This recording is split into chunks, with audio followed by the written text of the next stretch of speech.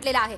आणि या सगळ्यावर आता मनोज जरांगे पाटील यांचं नेमकं काय म्हणणं आहे तेही आपण जाणून घेणार आहोत।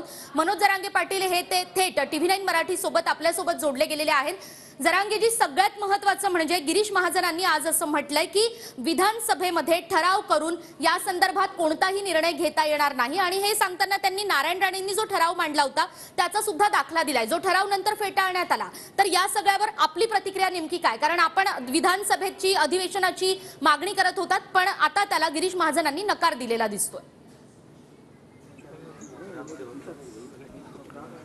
त्यांना महाजन साहेबांना याबद्दलचं नाही माहिती, परंतु मुख्यमंत्री साहेबांना देवेंद्र फडणवीस साहेबांना आणि अजितदादांना जे त्यांचे 2-2 मंत्री पाठवले होते उपोषण सोडता वेळेस 2 तारखेला, त्यावेळेस असं ठरलेलं होतं की ज्या नोंदी सापडल्या त्या नोंदीचा आधार घेऊन कायदा महाराष्ट्रातल्या मराठा समाजाला आरक्षण देण्यासाठी पारित करायचा आणि एका कागदावरती त्यांच्या तज्ज्ञांना लिहून घेतलेलं आहे ताई।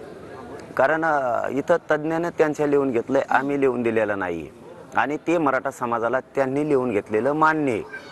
त्याप्रमाणे जे कागदावरती लिहून घेतलंय ते मुख्यमंत्री साहेबांच्या OED जवळ आहे, बच्चूभाऊ कडू साहेबांजवळ आहे, ज्यांच्याकडे त्यांच्या तज्ज्ञ लोकांकडे इथं आलेल्या त्यांच्याकडे पण आहे आणि मंत्री महोदय उदय सामंत साहेबांकडे सुद्धा ते लिहिलेलं आहे। असं बऱ्याच घुमरे मामांकडे, मला वाटतं धनंजय मुंडे साहेबांकडे पण आहे, ते जे आले होते त्यांच्याकडे सगळी ताई ती चिठ्ठी लिहिलेली आहे। त्या कागदावर जे लिहिलेलं आहे त्याप्रमाणे मराठा समाजाला आरक्षण द्यावं आणि आम्हाला 100% खात्री येत आहे की मुख्यमंत्री साहेब आज उत्तर त्यावर देणार आहेत असं आम्हाला कळालंय। कधीही मुख्यमंत्री साहेब खोटं बोलणार नाहीत। त्या चिठ्ठीप्रमाणेच जे उपोषण ज्याप्रमाणे सुटलंय, ज्या शब्दावर सुटलंय, ज्या आश्वासनावर सुटलंय ते खरं बोलणार म्हणजे बोलणार। मुख्यमंत्री साहेब आज त्यांचा प्रामाणिकपणा राज्यासमोर 100% दाखवून देणार।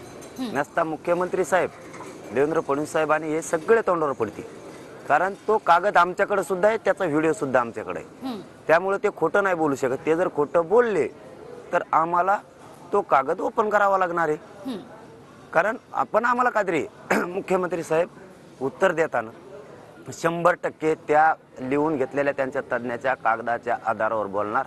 त्या आधारावरच आज उत्तर देतील आणि उत्तर दिल्याच्या नंतर त्यांनी लगेच कायदा सुद्धा पारित करावा। नुसतं उत्तर देऊन आम्हाला समाधानी ठेवू नये, कायदा पारित करून महाराष्ट्रातल्या सरसकट सगळ्या मराठ्यांना आरक्षण द्यावं ही आमची त्यांना आज विनंती आणि 100% आम्हाला खात्री आहे मुख्यमंत्री एकनाथ शिंदे साहेब कधीही खोटं बोलणार नाहीत।